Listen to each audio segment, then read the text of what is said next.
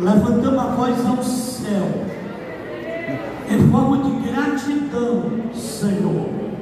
E eu creio que todos que vieram precisa de uma palavra ou de uma visita, Senhor.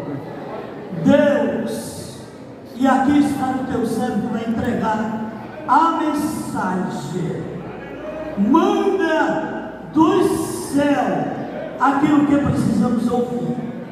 Pois eu já te peço e já te agradeço a compreensão, o milagre, no nome de Jesus. Meus irmãos, é com muita alegria que eu vos saúdo mais uma vez, uma santa paz do Senhor. Mais uma vez, fazemos menção do texto sagrado, do livro de Gênesis, desta feita no capítulo 50, versículo 25. Enquanto você localiza o texto sagrado, eu quero agradecer a Deus mais uma vez pela oportunidade, louvar a Deus pela acolhida, pela recepção calorosa e carinhosa. Certamente os irmãos têm sido extremamente hospitaleiros, e Deus certamente nos tem usado para ser bálsamo em nossas vidas, e nós louvamos a Deus por isso. Deus seja louvado por meio da exposição da sua palavra. Deus abençoe o pastor, ao ministério que o auxilia, ao departamento de jovens. Deus continue abençoando e protegendo para a glória do seu bendito nome. Gênesis 50, 25 diz assim: e José fez jurar os filhos de Israel, dizendo: certamente vos visitará Deus, e farei transportar os meus ossos daqui. Tome seu assento, bendizendo o nome de Jesus, porque Ele é merecedor de toda a honra, de toda a glória e de toda a adoração. Nós iniciamos uma reflexão um pouco mais aprofundada a respeito de José e de todo o contexto que encerra o livro de Gênesis. Como falamos, o capítulo 50 é dividido por alguns autores em três momentos. O primeiro momento, o momento do luto pela partida do patriarca Jacó.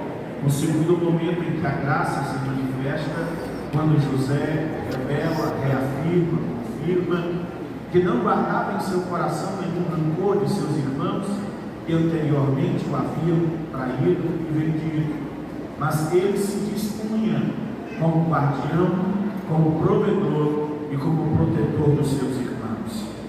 Mas nos versículos 22 a 26, a maioria dos comentaristas vê aqui um aspecto de glória, embora num contexto que mencione o encerramento da vida de um servo de Deus. E quando li este comentário, ele me chamou a atenção, porque ele me fez pensar como conciliar a morte de um crente e a respectiva glória relacionada a mesma. E a conclusão que podemos chegar, irmãos, é que para o servo de Deus, a morte não é o ponto final. Pelo contrário, a morte é o início do que verdadeiramente somos e do que verdadeiramente seremos. Não é nesta vida, embora seja um privilégio vivê-la, não é nesta existência, embora ela seja recheada de muitos aspectos bons, agradáveis e proveitosos, mas isso aqui é só um treinamento, isso aqui é só uma temporada, isso aqui, irmão, é só uma parada da jornada. O nosso destino é a eternidade. E se nós precisássemos resumir a vida, o pós-morte, a eternidade de um cristão, certamente o termo glória seria não menos adequado do que qualquer outro. Aqui José está com 110 anos, ele está há 80 anos governando conjuntamente no Egito. Ele é uma autoridade inquestionável. inimaginável. Os filhos de Israel estão no melhor da terra. Eles estão em uma época de prosperidade, aceitação e, por que não dizer, de afeto dos que lhes cercam. Mas isso vai mudar. José entende que é somente uma temporada, uma parte de um projeto maior. No capítulo 50, verso 24, ele diz: eu morro, eu paro, a minha existência se encerra aqui, mas Deus certamente vos visitará. Eu morro, mas a promessa permanece. Eu morro, mas o projeto de Deus permanecerá. Certamente Ele vos visitará e vos fará subir. Aleluia! Vos fará subir desta terra para a terra que jurou a Abraão, a Isaque e a Jacó. No capítulo 20, no versículo 24, José procura orientar aos filhos de Israel, lembrando quem eles são. Eles são descendência de Abraão, de Isaque e de Jacó. Eles são herdeiros de uma promessa, e relacionado a esta promessa está esta terra que foi jurada, prometida, assegurada, embora naquele momento não fosse desfrutada, não fosse experimentada, não estivesse sobre a sua posse. Aquela terra pertencia à descendência dos patriarcas. No versículo 25, parece-nos aqui que há uma continuidade, mas há uma ampliação das verdades anteriormente expostas. Agora, não é Deus que jura a Abraão, agora é José que impõe, que coloca sobre os filhos de Israel a obrigação, ele os faz jurar, e o juramento é no mínimo diferente. José diz: certamente vos visitará Deus. Eu não tenho dúvida disso, eu estou certo disso, eu estou convicto disso, mas eu também estou convicto que não estarei fisicamente presente e vivo, mas eu quero participar deste momento. Eu quero sair daqui com vocês. Aleluia, louvado seja Deus. Então, não me deixem prender em um mausoléu no Egito. Não permitam que de alguma forma eu seja sepultado. Eu morro, mas uma parte minha vai ficar visível, uma parte minha vai ficar preservada, uma parte minha vai ser memorial da fé que eu nutri durante toda a minha vida. Eu morro, mas certamente Deus os visitará. Eu quero que vocês levem os meus ossos com vocês. Aleluia! Eu não quero ficar aqui. Cuida dos meus ossos, porque nem que seja do osso. Aleluia! Eu quero participar do momento da visitação. Se no versículo 24 os filhos de Israel são confrontados, aqui, aleluia, José faz menção de um movimento, de uma mudança, de uma retirada, de uma saída, de uma alteração de status. Deus vai tirá-los do Egito. Agora, por favor, não me esqueçam, não me deixem aqui. Serão só os ossos de um velhinho que faleceu com 110 anos de idade, mas não me deixem aqui. Aqui não é o meu descanso. Na nossa cultura, independente da nossa religião ou das raízes antropológicas que temos, o sepultamento relaciona-se ao descanso. É comum que alguém coloque uma lápide ou alguma mensagem dos familiares saudosos que aqui ficaram diante da partida de um ente querido. Jaz, fulano de tal, amado, querido, saudoso, memorável, recordável. O fato de sepultar demonstra uma ideia de descanso, uma ideia de repouso. Quando José faz os filhos de Israel jurarem: não deixe os teus ossos no Egito, é como se ele dissesse, em outras palavras: eu me recuso a descansar no Egito, eu me recuso a repousar no Egito. O Egito foi só uma parte da minha vida. Deus me mandou para cá para preservar vocês, mas a minha terra é Canaã, o meu lugar é Canaã, o meu descanso é Canaã. Não tem descanso para mim aqui. Me leva, não me esquece, transporta os meus ossos para o Egito. A Bíblia, segundo eu entendo, é um livro de mistérios. E a Bíblia, para que nós sejamos abençoados e extraiamos dela toda a substância e a força que ela tem por nós não conseguimos isso fazendo uma leitura superficial. Por favor, me entendam. Eu não estou querendo ser arrogante, irmãos, mas não basta ler a Bíblia.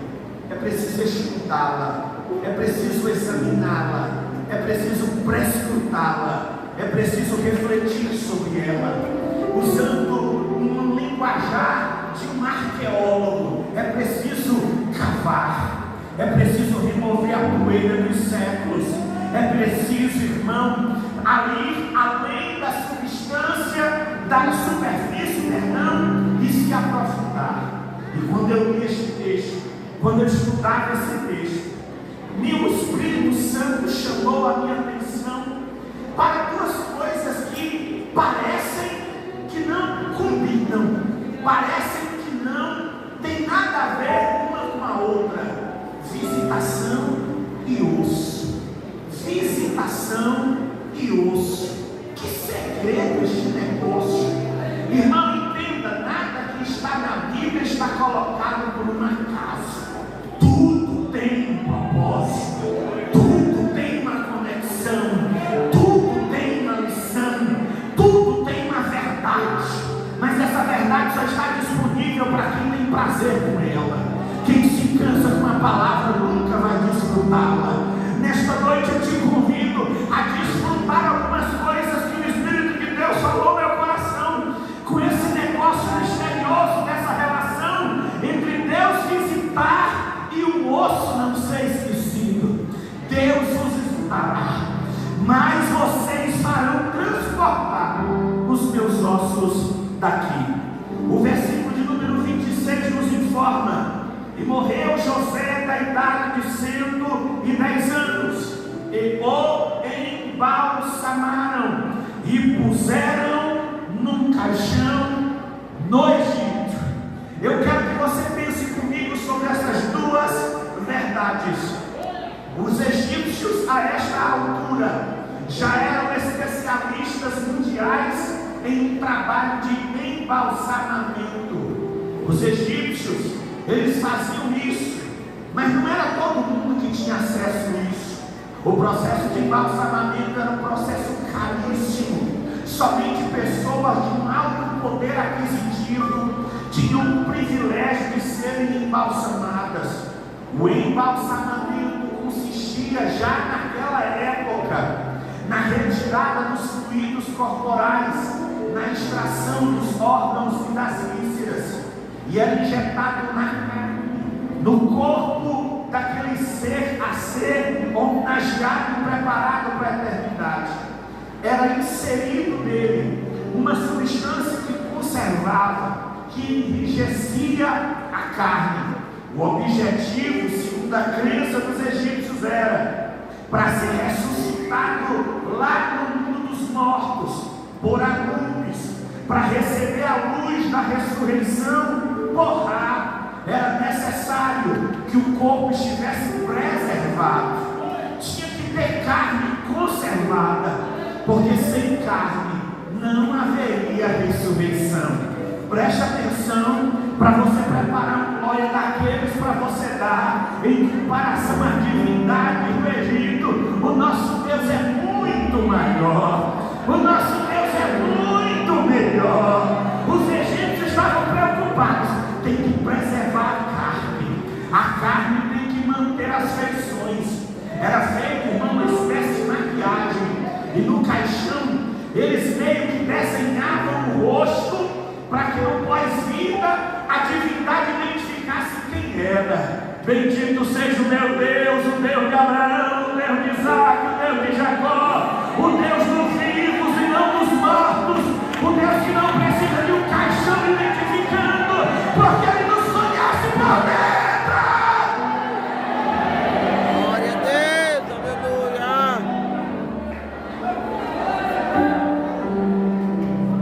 As vísceras eram colocadas em espécies de potinhos, de jarros, chamados canoplas, e aquilo era guardado cuidadosamente. Havia todo um cuidado. O texto diz que José foi embalsamado. Era uma forma dos egípcios homenagearem aquele homem tão importante e relevante na sua vida e na sua história. Mas José não faz menção da carne, embora produtos fossem aplicados para preservar a carne. Irmãos, por que eles retiravam os órgãos? É porque, segundo os médicos egípcios, os órgãos, se fossem deixados, gerariam a decomposição e a degeneração no corpo. Então eles faziam rapidamente, depois da morte, a retirada daquilo, a retirada do sangue. Tudo era feito rapidamente para que um corpo, para que a carcaça, me permita dizer assim, fosse preservada. O objetivo é garantir o pós-vida, porque se não tem carne para os egípcios, não tem ressurreição, não tem eternidade, não tem o que eles chamavam algo semelhante com o paraíso. Mas José, irmão, José não está preocupado com carne. José sabe que a carne, irmão, ela é passageira, ela é transitória. No sepulcro ela é facilmente consumida. José está preocupado com o osso. José sabe que o segredo não está na carne. A nossa carne, irmão, quando nós éramos mais jovens, ela era até um pouquinho mais embelezada e meio distorcida. Mas depois dos 40, a nossa carne começa a força da gravidade puxar ela para baixo, que é difícil, é complicado. Mas eu quero dar uma boa notícia para aqueles que, como eu, estão acima do peso e só são amados por suas esposas porque elas amam. Não é por estética.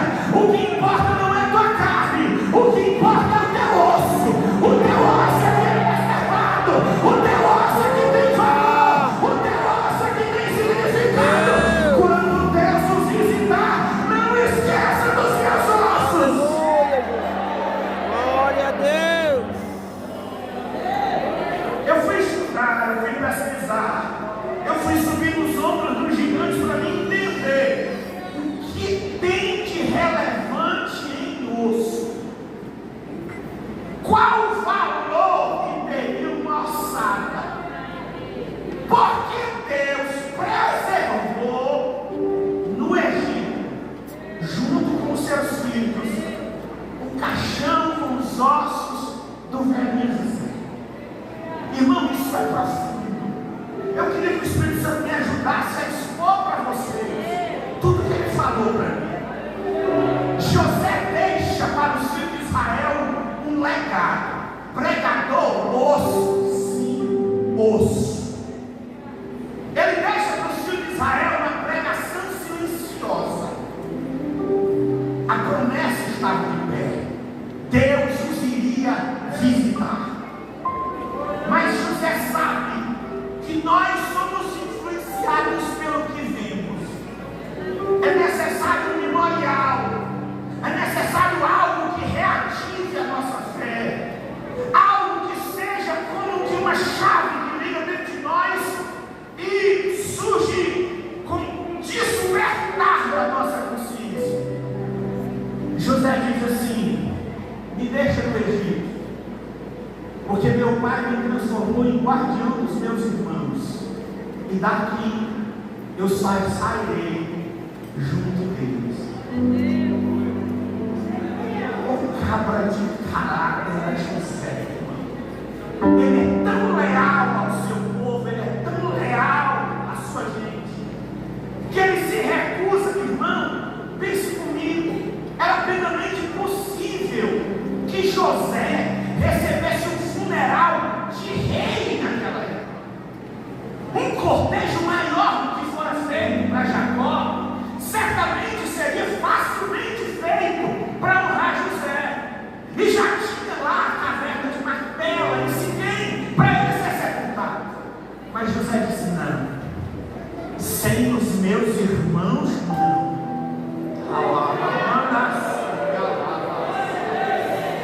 Eita, como a gente aprende com José, irmão. Hoje nós vivemos uma época de competição, de egoísmo, egocentrismo, egolatrismo. As pessoas, irmãos, só se preocupam consigo mesmas. José, mesmo depois da morte, está pensando nos seus irmãos. José não quer desfrutar do triunfo e do descanso do sepultamento. Irmão, entenda, na cultura do Antigo Testamento, alguém que não fosse sepultado não estava devidamente honrado. Os ossos, eles representam a nossa essência indelével e a continuidade do que somos mesmo depois que partimos. O osso é o âmago, é o centro, é o mais relevante do corpo, é a estrutura, é o que suporta. De nada nos adiantaria termos músculos, nervos, pele sem o osso. O osso é a base, a matéria-prima do milagre é o osso. É por isso que o osso tem que ser preservado. É por isso que alguém diz: ainda que eu não veja em carne, nem que seja nos meus ossos, eu verei o meu Redentor. Aleluia! Porque a minha carne pode se desfazer, mas a esperança está marcada nos meus ossos. Glória a Deus! O osso é tão relevante que o osso queima com a palavra quando ela é pregada. Alguém desanimado no ministério disse para Deus: iludiste-me e iludido fiquei. Não pregarei mais, não profetizarei mais. Aí ele no mesmo versículo diz: mas eu não posso. A tua palavra queima nos meus ossos, a tua palavra me incendeia. O reator do crente não apaga. Ele está desanimado, ele está pensando em desistir. Mas basta ele ouvir a palavra, que a palavra começa a incendiar. Está incendiando aí? Tu vem sensibilidade à palavra? Os teus ossos ainda ressoam quando a palavra de Deus é pregada. Recebe força nos teus ossos, espiritualmente falando.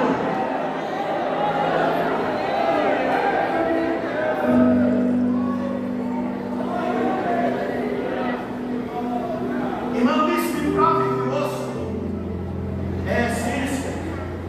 Quando Deus criou a irmã Eva, o irmão Adão,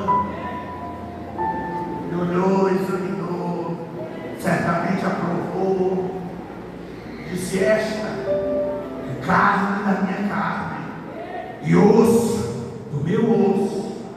Detalhe, que não é detalhe, de onde ela foi tirada? De onde ela foi tirada? A costela é o que, irmão? Por quê? Porque o osso é a matéria-prima de novos começos. O osso é a base. E isso não é novidade, não. Começou lá no Éden, para fazer algo novo, fazer algo diferente, mas compatível. Deus fez uma cirurgia extrativa e retirou uma costela, e do osso ele fez a mulher. É por isso que a mulher suporta mais a dor do que nós. É por isso que a mulher tem mais resistência ao cansaço do que nós. Você não fica com raiva, não, tem que pregar a verdade. Eu não estou mais longe, irmão. Irmão, mulher aguenta coisa que a gente não aguenta.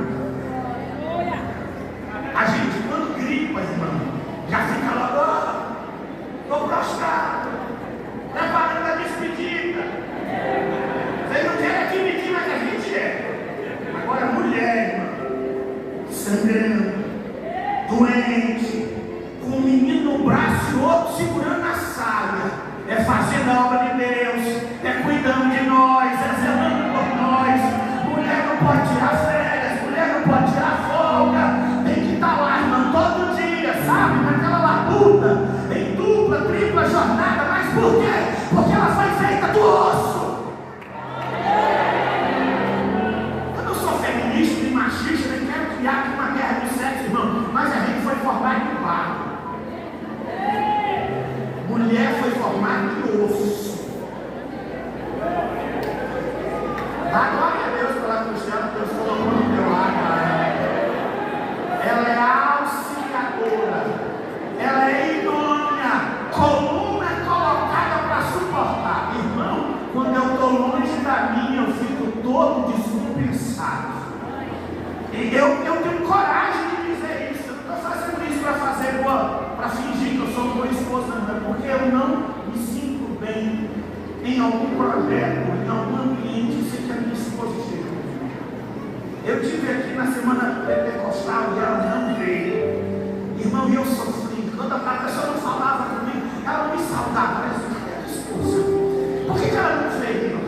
Nem a, irmão, entende? Você precisa entender, irmão, a relevância do osso.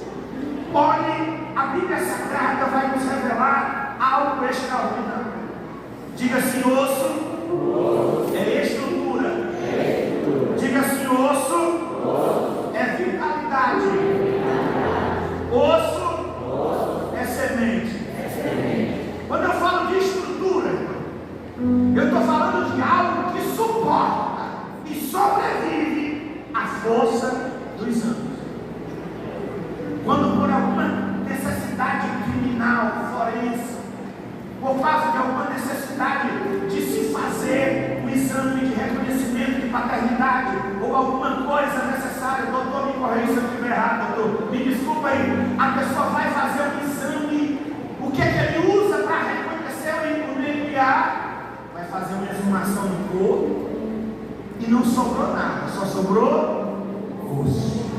Aí eles pegam um pozinho, né? Analisa com produto químico e ali a identidade do camarada. Inconfundível, incontestável, não tem como disfarçar. O osso revela quem você e eu somos. Osso é vitalidade. A Bíblia fala de um homem, um grande homem. Nós chamamos qualquer um de homem de Deus. A Bíblia não. A Bíblia, poucos são nomeados homens de Deus. Mas tem um, irmão, e particularmente para mim, ele é diferenciado. O nome dele é Eliseu. Ele começou a servir, e o Senhor dele é Elias, irmão. Ai, ai, ai. Tu não aguentaria um mês com Elias. Elias era terrível. Quando ele sabia que Deus ia arrebatar, ele ia se livrar do Eliseu. Fica aqui porque o Senhor me enviou. Só, irmão, o Eliseu foi um presente de Deus para Elias. Elias, para morrer debaixo do zinco, porque estava sozinho. E lá na caverna, Deus deu um presente para Elias. Deus disse para ele: olha, eu vou te dar um obreiro que vai contigo até o final. Ele não vai te abandonar. Obreiros, receba. A obra de Deus precisa de lealdade, senhores. O vosso pastor precisa de obreiros que vão com ele até debaixo de bala, até no tempo da lava.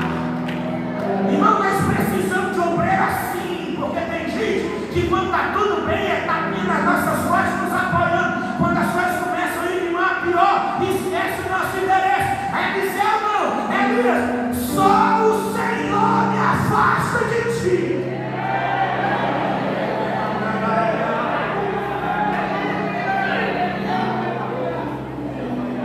Ele tenta por 3 vezes. Ele diz: olha, só o Senhor me afasta de ti. Irmão, não foi só o Senhor mesmo. Quando Deus estava para arrebatar Elias, foi preciso Deus mandar um carro de fogo fogo para separar o noivo. Está na Bíblia assim, não? Foi Deus que separou, porque se o carro não passa, Eliseu não separa. Aí um raro momento de lealdade e de condescendência de Elias, ele diz assim: pede-me o que queres antes que eu seja tomado de ti. Elias era no 220. Agora tem uma coisa, tu só vai receber se tu me vir ser tomado de ti. É, camarada terrível. É como se Eliseu estivesse dizendo assim: não tem problema, meu querido, estou aqui com um binóculo, não tira a minha vida de ti. O que tu queres? Eu quero porção dobrada do Espírito que repousa sobre ti. Fala, Eva.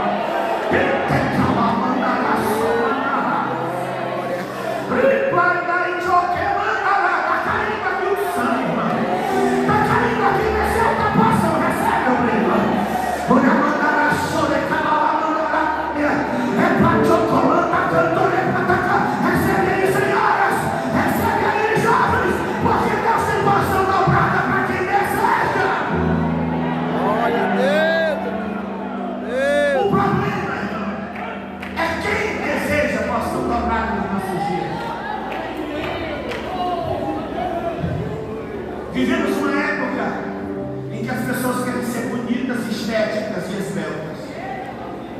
Vivemos uma época em que as pessoas querem ser bem-sucedidas, bem vestidas, morar em casas confortáveis, andar em carros luxuosos. Mas quem está procurando porção dobrada do Espírito do Senhor? Deixa-me dizer algo nesta igreja com temor e tremor. Esta geração clama por homens e mulheres, jovens e moças, com porção dobrada do Espírito Santo do Senhor. Quem se habilita a pedir quando lhe for concedido? Por favor. Irmão, Elias sabe a seriedade do que ele pediu. O próprio Elias disse: ó, quão dura coisa pediste. Mas mesmo assim se fala: se tu me vires, tu vai receber. Aleluia. Entenda, ele não sobe no carro de fogo. O carro de fogo separa os dois. É um redemoinho que leva. Eita, que fim glorioso e apoteótico. O povo usa essa palavra de forma tão leviana, irmão. Apoteótico é ser arrebatado num redemoinho. Apoteótico é ser levantado sobrenaturalmente e desaparecer das vistas humanas e entrar nas mansões celestiais sem provar a morte. É apoteótico o destino da igreja que ainda almeja ser arrebatado. À medida que ele sobe, o vento do redemoinho retira a capa, porque a capa não precisa lá.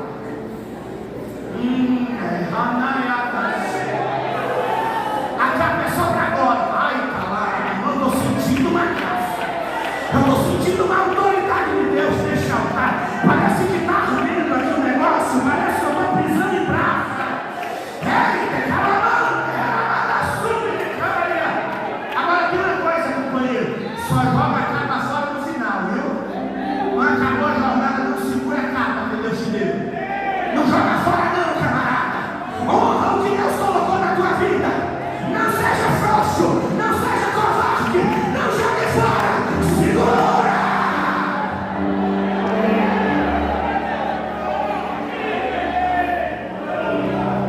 A capa caiu, irmã Netinha. Aí vai lá e dizer: ele não coloca no mundo, não. Ele dobra e guarda. Ele não se sente ainda à altura.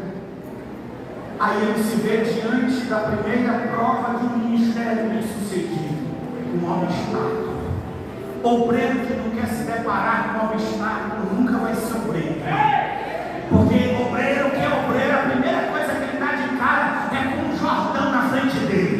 É como se o Jordão dissesse: não é bom, atravessa, vai, dá teus pulos,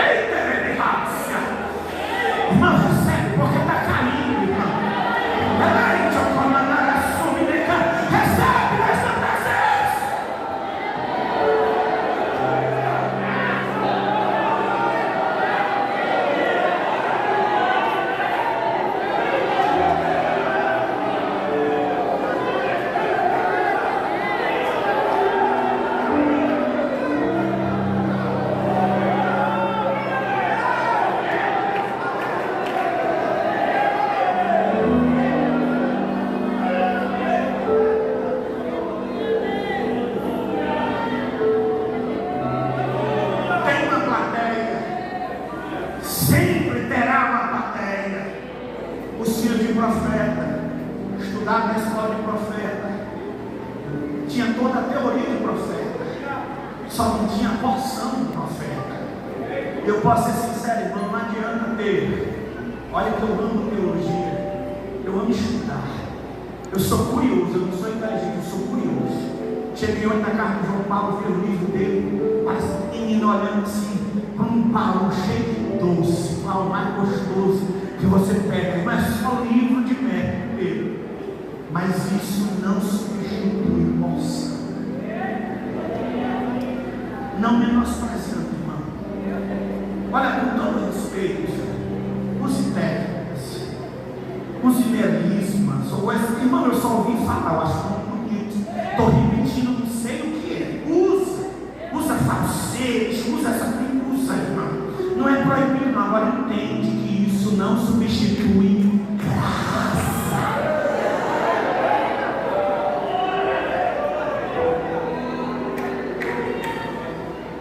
Ah, irmão, tu está dizendo contra talentos? Não.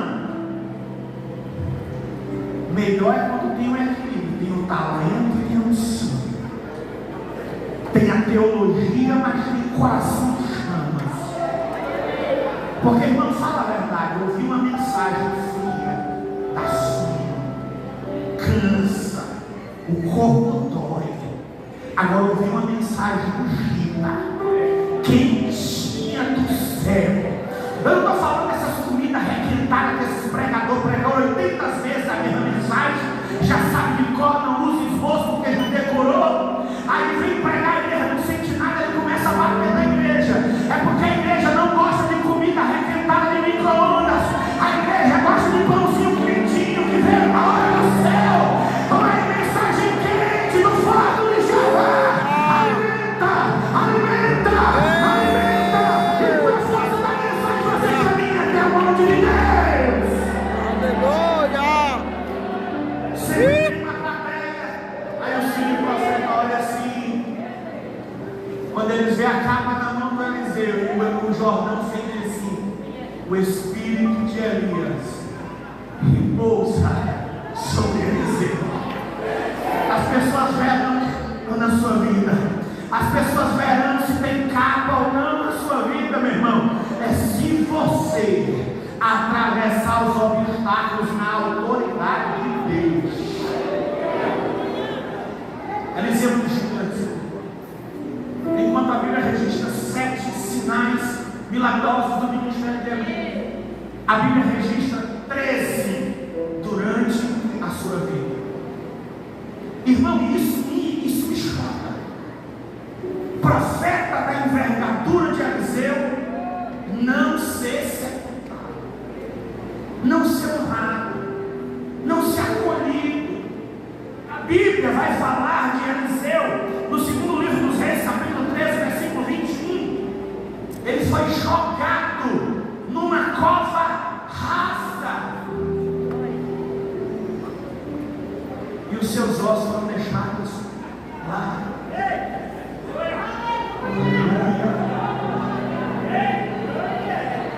Se o cabra velho tivesse acesso a Eliseu e ele não tinha, tu pediu porção dobrada, mas não deu certo. Tu chegou no 13º, faltou um. Tanto que tu foi fiel ao Senhor, olha aí o que fizeram contigo. Tu não foste honrado, não foste sepultado, e jogaram os teus ossos numa cova rasa qualquer, um vale qualquer. Alguém poderia pensar que é um fracasso ministerial, né, irmão? Mas osso tem vitalidade. Eu não sei se você acredita na Bíblia, eu acredito. Mas os ossos daquele velhinho ainda tinham unção.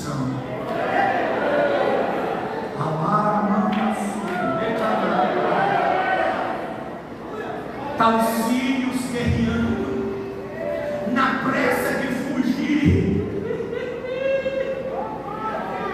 Não tem o que sepultar, tem uma cova aberta ali, joga lá. Tocou no osso do velhinho, pulou.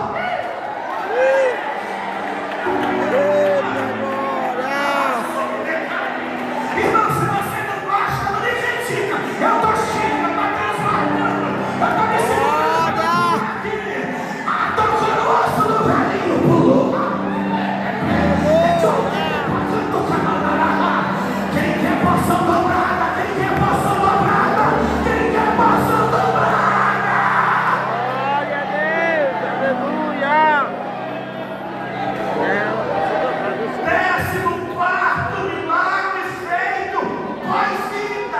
paz forte, Deus honra quem honra Ele.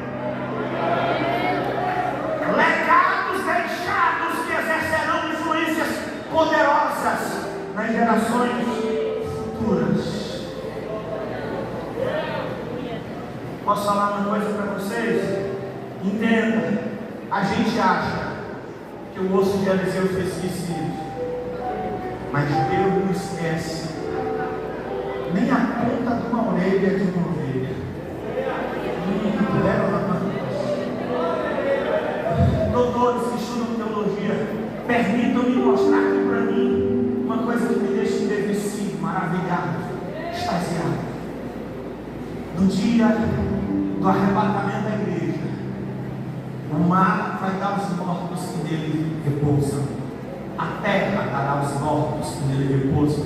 Irmão Luiz, e os que foram queimados e virados cinza? Não me pergunte, eu não sei, mas eles vão aparecer.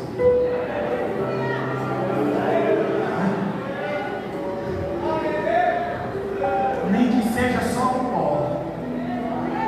porque o profeta Elias recebeu a profecia de Deus que muitos do que dormiam no pó da terra ressuscitariam para a vida e para a glória. Nós não consideramos a relevância de um velho caixão coberto por poeira, contendo um grupo de ossos de um velho falecido. Preste atenção, irmãos. Calcule comigo. José morre com 110 anos de idade e ele é sepultado. No espaço de 30 anos, a dinastia dos Ícios é substituída pela dinastia dos Ramsés. Surge um novo faraó que não conhece José e começa a oprimir o sul de Israel.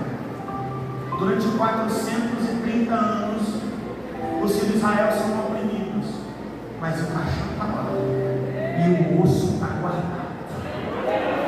Você consegue entender que naquela época o maior tesouro de Israel era um caixão com os ossos de José? Imagina comigo, eu não sei que detalhes a Bíblia não dá, eu estou conjecturando alguém passando em algum lugar de Gósen. Todo mundo sabe, ali está o caixão com os ossos de José. Aí eu fico imaginando o filhinho perguntando para o pai ou para a mãe: papai, mamãe, que caixão é esse? Quem é esse José? E alguém conta para ele: foi o nosso ancestral, o nosso último patriarca. Ele, antes de morrer, disse que nós deveríamos guardar, porque Deus nos visitaria. Deus nos visitaria. E nós conservamos esse osso aqui, porque nós conservamos a esperança. A esperança está de pé. Deus nos visitará. Deus nos visitará. 430 anos antes de sair, 40 anos de peregrinação dos filhos de Israel, são 470 anos, 15 anos de conquista das terras de Canaã. Estamos aqui próximo de 500 anos.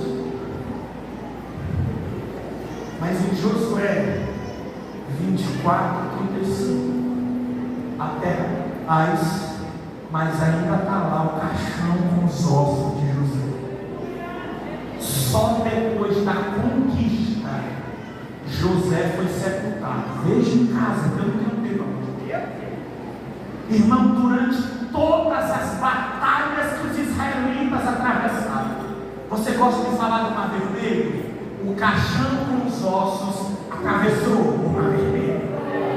40 anos no deserto, embaixo da coluna, enfrentando pestes, enfrentando dificuldades. O caixão está lá, os ossos do velhinho estão guardados.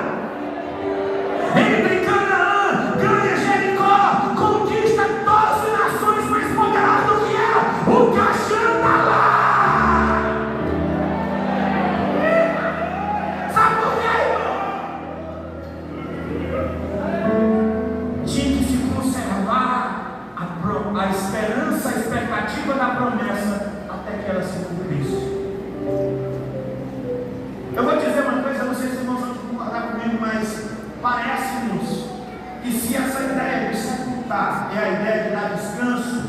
nos parece que José só descansou depois que todos os seus irmãos estavam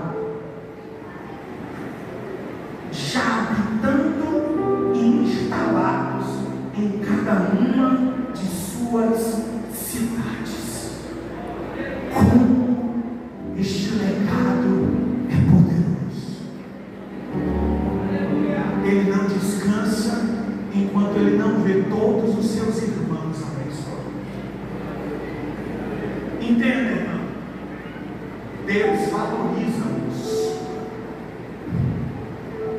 Deus valoriza-os.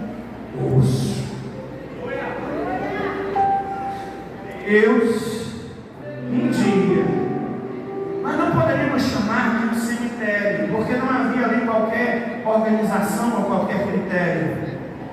Mas um dia, um homem por nome Ezequiel, ele não foi convidado, ele foi literalmente, violentamente retirado de um lugar e levado a louvado. Veio sobre a mão do Senhor. Eita, mão tremenda, gloriosa. Quando essa mão vem, ninguém dá desculpinha, ninguém diz não para ela, ninguém faz biquinho para ela. Quando ela pega, vai pedindo misericórdia e dando glória a Deus, porque se ela te pagar, ele não precisa de permissão, ele não quer saber se é o momento, ele vem e paga. Aleluia. Onde é que ele leva o nome de Deus? Em espírito, depois no meio de um vale que estava cheio de ossos. Um vale para ser cheio de osso, não era muito osso. E se você entende geografia, um vale é mais ou menos como se fosse um buraco, completamente coberto de ossos. O versículo 2 do capítulo 37 me diz que Deus o faz andar ao redor deles, não sobre eles. Parece que eles estão no vale, mas eles têm valor. Não é para pisar ele, não. Nem profeta tem essa autonomia para pisar. Ai, ai, ai. Será que eu entrego? Porque tem gente que acha que pode pisar. Pisa não, tem valor, tem dono, tem herança, tem legado, tem identidade. Não pisa!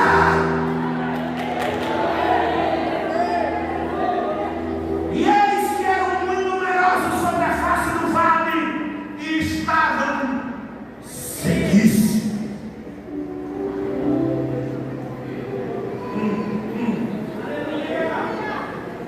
Depois que ele entende a extensão do problema, ele ouve a pergunta mais difícil que alguém já ouviu: Filho do homem, poderão reviver estes ossos? Mas ele dá também a mais sábia de todas as respostas: Senhor Deus, tu sabes. Esse negócio de osso aí é contigo. Esse mistério aí de usar osso como matéria-prima é coisa de Jeová. Eu não me meto nessa história, porque osso para mim é para jogar fora, osso para mim é sem esperança, osso para mim é sem expectativa ou alternativa. Para ti não tem causa impossível para ti, não tem causa perdida para ti, não tem circunstância que tu não possa mudar, tu sabes.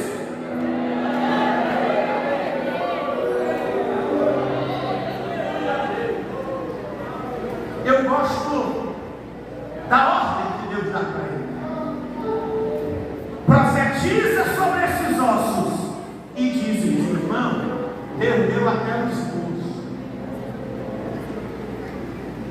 Não fala o que quer, não, fala o que Deus manda.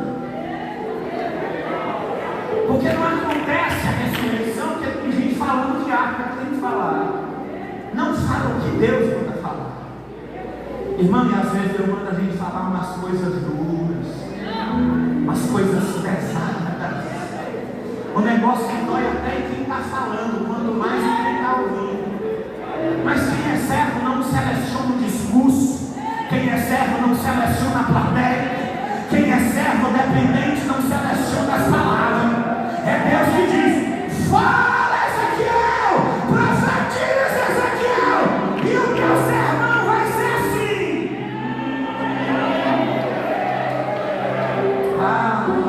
Agora eu entendo que Deus me deu asa. Se Ele me desse asa no momento desse, eu ia subir logo, irmão.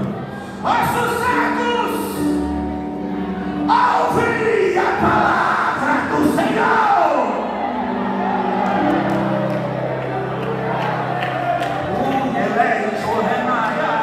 Está sentindo essa graça, irmão? Então para de ficar olhando para o relógio, levanta a tua mão e agora para o Senhor. Aproveita e acompanha comigo as histórias. Olha as céus, aleluia. Não vamos substituir palavra, não. É glória a Deus, aleluia. Isso aqui é Assembleia de Deus Pentecostal há 110 anos. É glória a Deus, aleluia. Ouvi a palavra do Senhor. Assim diz o Senhor Jeová a esses ossos: eis que farei entrar em vós o Espírito e vivereis. Porei nervos sobre vós e farei crescer carne sobre vós, e sobre vós estenderei pele, e porei em vós o meu Espírito e vivereis, e sabereis que eu sou o Senhor. Ai, que coisa gloriosa, que coisa extraordinária. Então profetizei como se me deu ordem.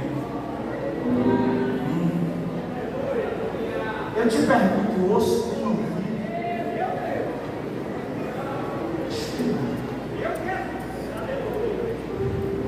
Mas sim, Deus disse, quem disse que Deus precisa de facilidades para o homem?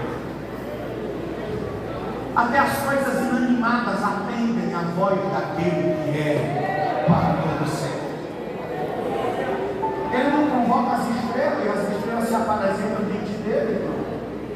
Se as estrelas em sua glória, seu refugor, se apresentam diante dele, quanto mais o mísero osso.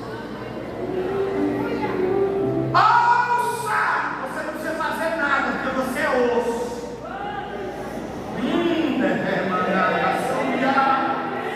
Você não tem capacidade de se avivar, você não tem capacidade de se dar vida, você não tem capacidade de avivar o osso que está do seu lado.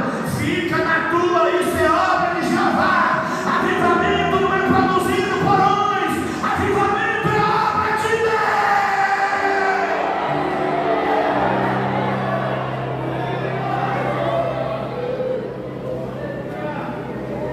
Então profetizei como se me deu ordem, e houve um ruído. Tem algumas versões que dizem assim: houve um barulho, mas aqui, ruído não é um som sem propósito. Ruído é o som de algo que está sendo executado. Aleluia. Eu não quero barulho, não, eu quero ruído. Pensa, enquanto eu profetizava, e eis que se fez um reboliço, um movimento, e os ossos se juntaram, cada osso ao seu osso. Sabe o que é que coloca a igreja em ordem?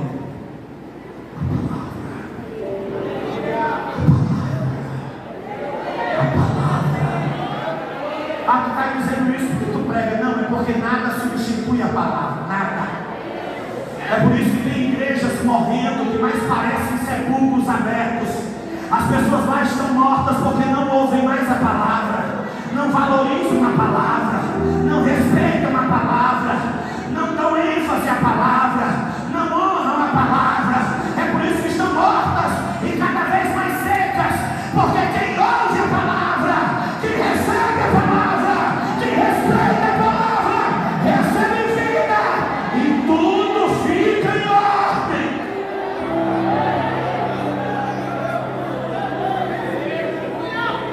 E olhei, e eis que se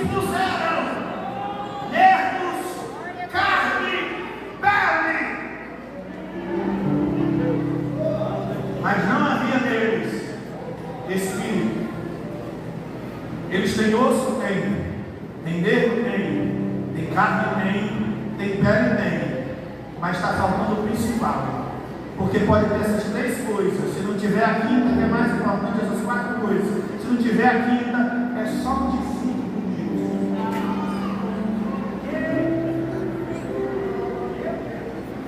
Será que no nosso meio tem gente que tem osso, tem carne, tem nervo, tem pele, mas está faltando o principal, o essencial? Aí agora, irmão, a profecia é mais ousada ainda. E isso só se faz se Deus mandar. Porque ninguém controla o Espírito. Eu vou repetir isso, não é porque você não ouviu, não é porque é jargão de pregador, eu preciso que você guarde isso no seu coração. Ninguém controla o Espírito. Ninguém marca a hora para ele começar a atuar. E ninguém desocupa o ambiente para, porque está na hora de eu assistir o Big Brother. Não! O Espírito Santo é soberano! Aleluia! Aí Deus fala para Ezequiel, agora a profecia é mais arriscada, é mais ousada ainda. Profetiza ao Espírito, profetiza ao Filho do Homem, diz ao Espírito. Assim diz o Senhor Jeová. Quem está dizendo é Jeová. Não tem um pedaço de barro aqui na terra que tem essa autonomia para estar convocando o Espírito Santo para fazer nada em vez. Não, vamos ler a Bíblia, vamos ter discernimento. Tem muita gente se achando a última Coca-Cola do deserto, ninguém governa ele, só Deus o convida. Agora tem uma coisa, quando ele convida, não importa se a porta está fechada, não importa se o vaso está desbocado, ao contrário, não tem mais o equilíbrio que tinha. Vem o Espírito e enche.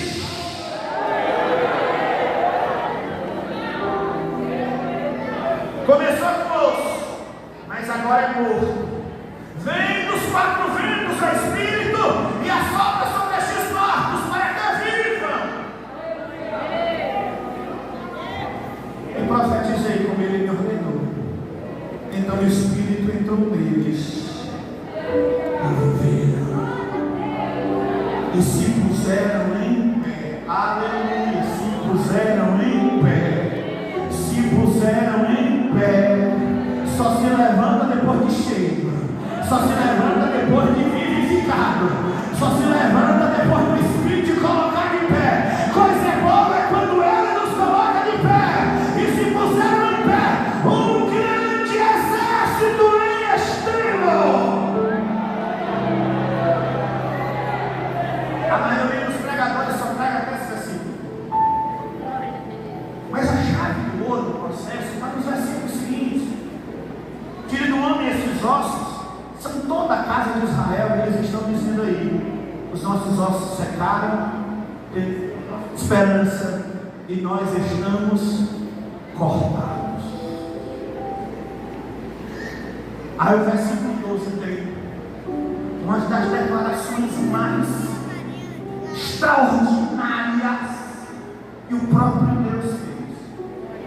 Versículo 12: portanto profetiza e dize-lhes: assim diz o Senhor Jeová, eis que eu abrirei as vossas sepulturas e vos farei sair das vossas sepulturas, ó povo meu, e vos trarei a casa de Israel. E sabereis que eu sou o Senhor, quando eu abrir as vossas sepulturas e vos fizer sair das vossas sepulturas, ó povo meu, e porei em vós o meu Espírito, e vivereis, e vos porei na vossa terra, e sabereis que eu, o Senhor, disse isto e fiz, diz o Senhor. Deus visitou um vale de ossos secos e transformou um grande exército, e chamou a este exército revivido meu povo, casa de Israel. Vos levarei para a vossa terra.